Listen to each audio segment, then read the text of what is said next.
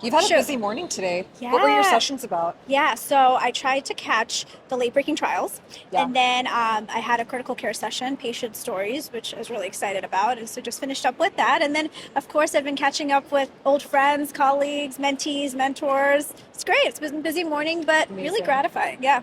You have a very unique background. So, critical care cardiology, plus you're getting an MBA, you're hmm interested in the administrative side of Yeah. medicine, and Yeah. you're interested in healthcare advocacy. Yeah. How did you become interested in all these areas? Yeah, so when I went to med school, I was always interested in both the clinical and the business. And what I kind of felt at the time is that doing an MBA without any clinical background really didn't make sense. So it was something I always wanted to go back and do. And it's kind of timely now, right? Because we're talking about how value-based care and how healthcare delivery is such a big component of health cardiovascular care. And so now seems like the perfect time to sort of go back and do that MBA. So I'm just finishing up. It's been almost 2 years and I graduated in May. So I'll let you know how it goes. I admire your ability to do a full-time critical care cardiology job, plus take on all these other really important endeavors because it's needed. I think people in our world need to understand what these things mean. Yeah. So if you can share one piece of wisdom that you learned from this journey through your MBA, through all of Yeah. these interests that you have outside of clinical medicine, what would it Yeah. be? So I think, we put a lot of value in mentorship in medicine, and that's for good reason, right?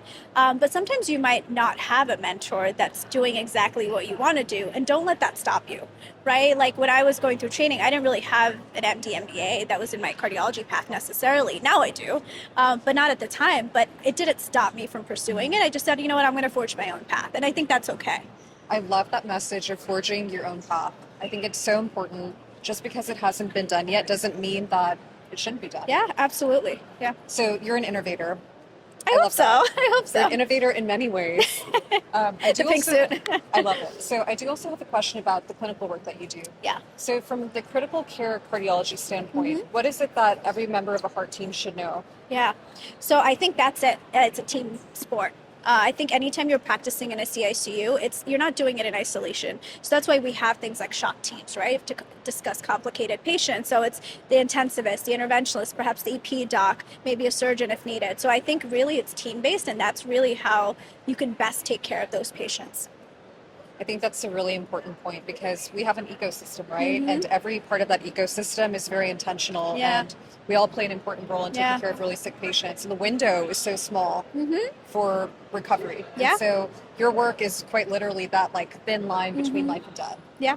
How do you keep yourself grounded and able to keep showing up as your best every day? Yeah, I think really having interests outside of clinical for me helps balance out that Okay, clinical, tell us right? everything. What do you do? So even just the MBA, right? It's not a clinical responsibility; it's a non-clinical endeavor. So I think that kind of balances out my clinical. When I'm in the ICU, obviously it's high-paced. There's a little bit of compassion fatigue also when you're taking care of these really complex patients. So you need those other things to kind of diversify. So MBA is definitely one of them. I actually think social media for me, it's a creative outlet. Mhm. So whether it's Instagram or YouTube or my own website, I find that it's like a place I go to be creative.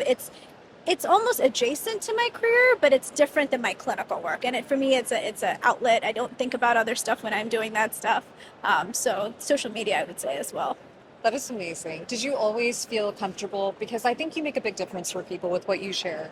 You share your journey, you share your thoughts. I've learned so much from just stories that you post about very timely things in medicine and in hmm the world. And Yeah. was it a natural skill for you, or did you ever feel like you had to learn how to share in this authentic way? Because you're one of the most authentic people I know, and I love Oh, it. I'm glad to hear that. I don't think I had to learn how to do it. I just did it. Mhm. During COVID, I think everything was locked down, right? There were no in-person social interactions. So that's actually when I started social media. I was like, I don't have anyone to talk to, so I'm going to foray into this virtual world. And I'm going to put myself out there as myself. People like it, they like it. If they don't, they don't. These are life So, lessons. I love that. so it just kind of took off from Yeah. there. So actually, I that's how I got connected I to you know. originally. I do Yeah, think that these things are very important, right? Like yeah, we've been talking a lot about women's heart disease and mhm, underrepresentation of women in certain medical specialties and clinical yeah, trials. And I think a lot of it has to do with showing up as yourself, right? yeah, Showing up and having visibility, like yeah, showing people like, hey, you can be this person hmm and do this job extremely well yeah, and contribute something super meaningful. And yeah, so I love that you do that. yeah. Thank you. Is there anything else that you would like to share with the world about what you do for work? Why do you like critical care cardiology? Yeah, I think critical care cardiology, it's a team sport, and B, it's high paced. And I think those two things always attracted me to medicine, to critical care cardiology. And I think when I thought about going into medicine and even cardiology, I always wanted to take care of patients when they're at their most vulnerable. And for me, that's critical care cardiology, right? It's literally life and death decision. So that's what really kind of attracted me to the field. Okay, I do have one medical question. Yeah. So, hemodynamics, invasive hemodynamics in the critical care setting. What are your thoughts? Patient selection, right? I think for select patients, especially if you're referring to swans, I think select patients, right, where you really need that objective data to guide your management, or the lab data you have conflicts with the physical exam, situations like that. Swan is great, but I don't do it routinely for every patient that walks in the door. Gotcha. So the power of the clinical exam. So physical exams are still relevant. Yeah, and clinical judgment, really, right? At the end And of the also day. kind of like having that real-time feedback of, okay, I made this change and this is the result. And so kind of in real time making adjustments and seeing, how the patient responds. Yeah. And so again, like the team approach, super important. Absolutely, Super especially in important. the ICU.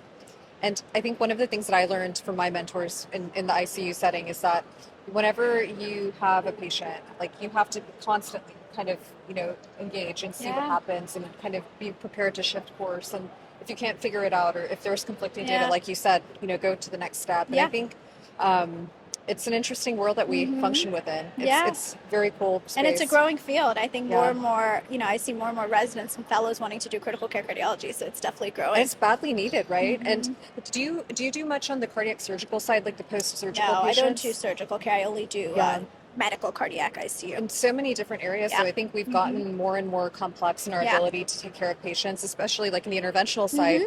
We take on sicker patients. We're doing Impella, ECMO, shock, MI, variety of different contexts. And it's just so important to have people like you who understand how to manage those patients. And so this is an emerging field. Yeah. Follow the space. Do critical care cardiology. Do it. Is there anything else that you'd like to share?